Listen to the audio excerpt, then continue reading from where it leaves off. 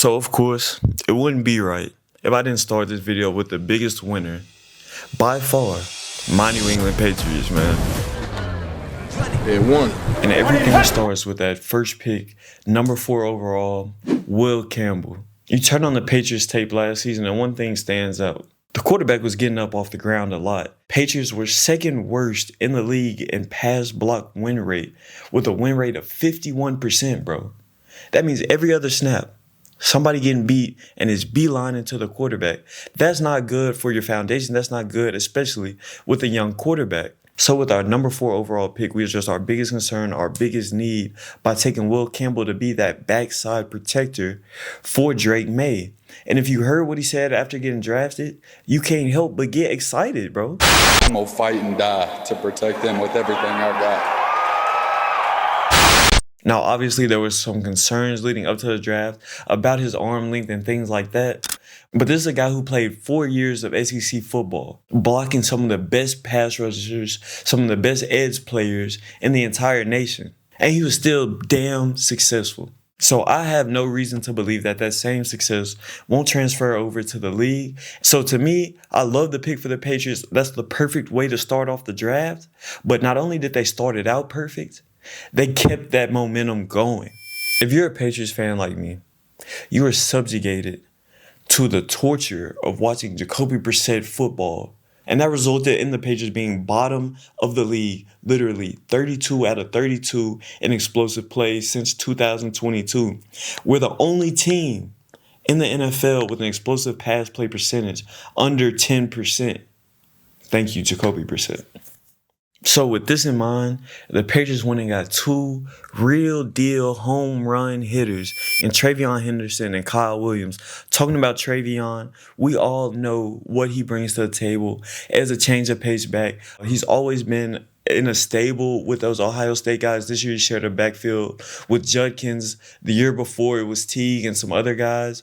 But regardless, this guy who put up 1,000 yards sharing the backfield this past season, 7.1 yards per carry, and 21% of his carries went for over 10 yards. Now, obviously, that's the kind of production you want from a running back. And I will warn, he had some games where he simply didn't get those explosive runs. But to have a guy in your backfield who you're capable of just turning around, handing the ball, and getting you a free 10, I cannot understate how much that will do for Drake May and this offense as a whole.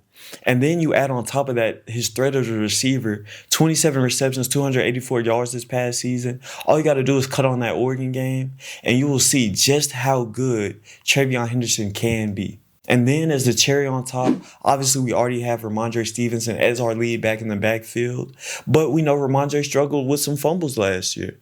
TreVeyon, on the other hand, a guy who hasn't fumbled since his freshman year at Ohio State. So I love that pick. And then moving on to Kyle Williams, we add another dynamic receiver to grow with Drake May. Hopefully, this is a guy who was 4th in the FBS with 14 touchdowns last year. 8th with right at 1,200 yards.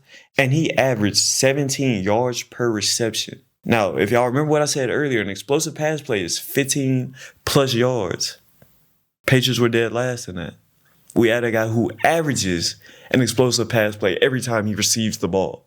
If that doesn't get you excited, I don't know what will, man. I'm looking forward to these new offensive weapons for Drake May to play with, no Diddy, in addition to Stephon Diggs and some of the other moves we made this offseason. I can see this Patriots offense really taking a big step this upcoming season. You bring Josh McDaniels in, a guy who just has success being the New England Patriots offensive coordinator. I don't know what it is. He can't find that success anywhere else, but in New England, he has it.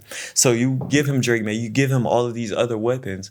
I can see a substantial improvement coming to this Patriots offense. I think the sky is the ceiling for this group, man, and I'm excited to see how it looks once they take the field in September.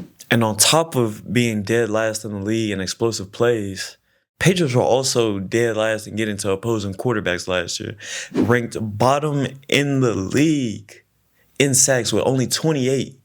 He played 17 games, 28 sacks. With that in mind, the Patriots obviously had that as a big need going into the draft. Drafting Josh Farmer in the 4th round and drafting Braden Swinson in the 5th round. These are two guys who I can see coming in and making an immediate impact to that stable of rushers that the Patriots have.